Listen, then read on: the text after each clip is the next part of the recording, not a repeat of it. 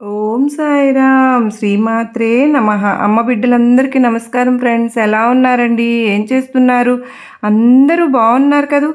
మన అమ్మ దయ వలన అందరూ బాగున్నారని, బాగుండాలని మనస్ఫూర్తిగా అమ్మవారిని కోరుకుంటూ, అమ్మవారి కరుణా కటాక్షములు మనందరిపైన నిండుగా మెండుగా ఉండాలి అని మనస్ఫూర్తిగా అమ్మను వేడుకుంటూ, అమ్మవారి కృపకు అందరము కూడా మనం పొందాలి అని చెప్పి ఆశిస్తూ ఈరోజు వీడియో అయితే స్టార్ట్ చేస్తూ ఉన్నాను.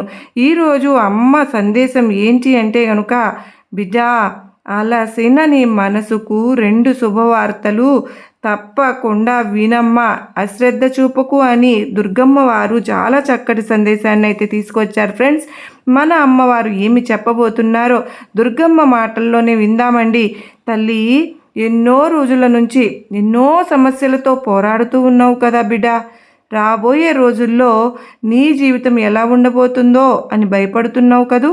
వీటన్నిటికీ కూడా నాకు పోరాడడం నా వల్ల కావడం లేదు, నేను పోరాడలేను, నాకు ఓపిక శక్తి కూడా లేదు, జరిగేది జరగనివ్వు అని నీకు నువ్వే సమాధానపరుచుకుంటూ, ఇంకొకసారి నేను ఎందుకు పుట్టాను, ఎందుకు నాకు ఇన్ని బాధలు అని నీ మనసు విరిగిపోయి కృంగిపోయి ఉన్నావు కదూ బిడ్డ.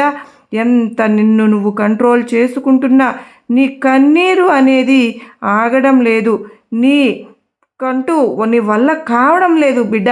ఏంటి నాకు ఈ జీవితం, నేను ఎందుకు పుట్టాను, జీవితం మీద విరక్తిగా పడి భవిష్యత్తు గురించి ఆలోచించని రోజులు గడుపుతూ ఉన్నావు. అలా చేయడం తప్పు కాదు అమ్మా. ఎంతగా నేను నీకు ధైర్యం ఉండమని చెప్పినా నువ్వు నీ దుర్గమ్మ మాట, నువ్వు నీ మనోబలాన్ని పెంచుకుని నీ మాట విని కూడా కొన్నిసార్లు మనసు అనేది కృంగిపోవడం తప్పదు కదా బిడ్డ. నువ్వు పోరాడే సమస్యలు అలాంటివి, నీ ధైర్యాన్ని కోల్పోవద్దు తల్లి. నేను నీకు తోడుగా ఉన్నానమ్మా అని నీకు మరీ మరీ చెబుతూనే ఉన్నాను. నువ్వు కృంగిపోకుండా నేను నీకు ధైర్యాన్ని ఇస్తూనే ఉన్నాను. నువ్వు నీ కన్నీరు కార్చి బయటకు వచ్చి నీ బాధ అంతా కూడా బయటకు వచ్చేస్తోంది.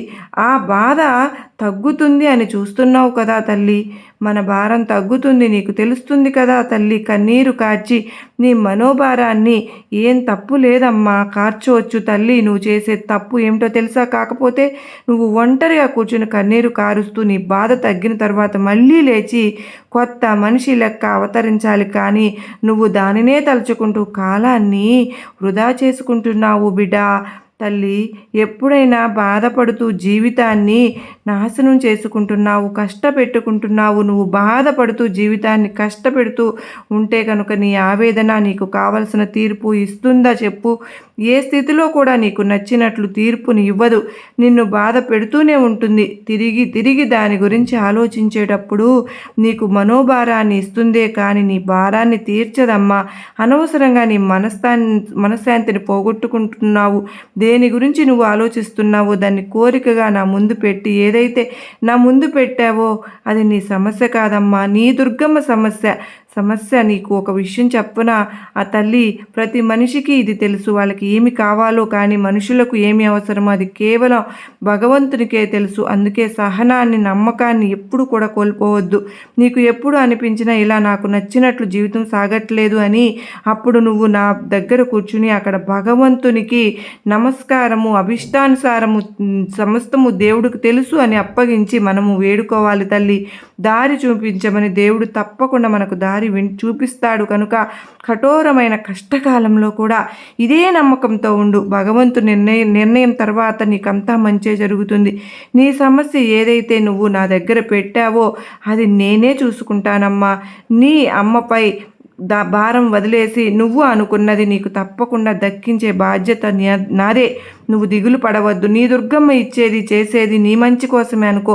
నీ కోరిక నెరవేరడం ఆలస్యం అవుతుంది అంటే అది నీ మంచికే అని నువ్వు నమ్ము బిడ్డ.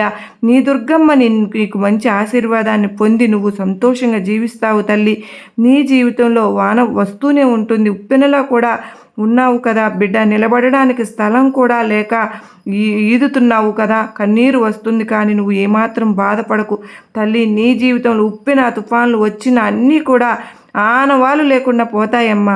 సమస్యలు, కష్టాలు, బాధలు అన్నీ చిటికెలో నేను తీర్చేస్తాను తల్లి. నువ్వు మాత్రం ఎటువంటి బాధ మనసులో పెట్టుకోకుండా అంతా నా దుర్గమ్మ చూసుకుంటుందని నువ్వు నన్ను నమ్మి ఆ భారం అంతా కనుక నా మీద వేసినట్లయితే నువ్వు సంతోషంగా ఉంటావు. నీకు ఏదైతే కోల్పోయావో అన్నీ నేను తిరిగి నీకు అందజేస్తాను. నీకు ఎటువంటి సమస్యలతో బాధపడుతూ ఉన్నావో నువ్వు ఆ సమస్యలన్నింటి కూడా నేను తొలగించేస్తాను అని 2 వరాలు నీకు నీ దుర్గమ్మ ఇస్తున్నాను అమ్మ. నా బిడ్డలు సంతోషంగా ఉంటేనే కదా నేను ఆనందంగా ఉంటాను. కనుక నా మీద నమ్మకంతో ధైర్యంగా సంతోషంగా ఉండు బిడ్డ. నీకు అంతా కూడా శుభమే జరుగుతుందమ్మా. నీ జీవితంలో ఉన్న కష్టాలన్నీ తీసేస్తున్నాను, అలాగే నీకు మంచి జీవితాన్ని ప్రసాదించబోతున్నాను అని 2 చక్కటి వరాలని, 2 చక్కటి శుభవార్తలను మనకు ఈ వీడియో ద్వారా అమ్మవారు మనకు తెలియజేశారు కదా ఫ్రెండ్స్. కాబట్టి ఈ వీడియో అందరికీ కూడా నమ్మకాన్ని, ధైర్యాన్ని కలిగించింది అని అనుకుంటున్నాను. నచ్చినట్లయితే చిన్న లైక్ ఇచ్చి సపోర్ట్ చేయండి. అలాగే 10 మంది మిత్రులకు షేర్ చేయండి. జై దుర్గమ్మ తల్లికి జై. సర్వే జన సుఖినో భవంతు.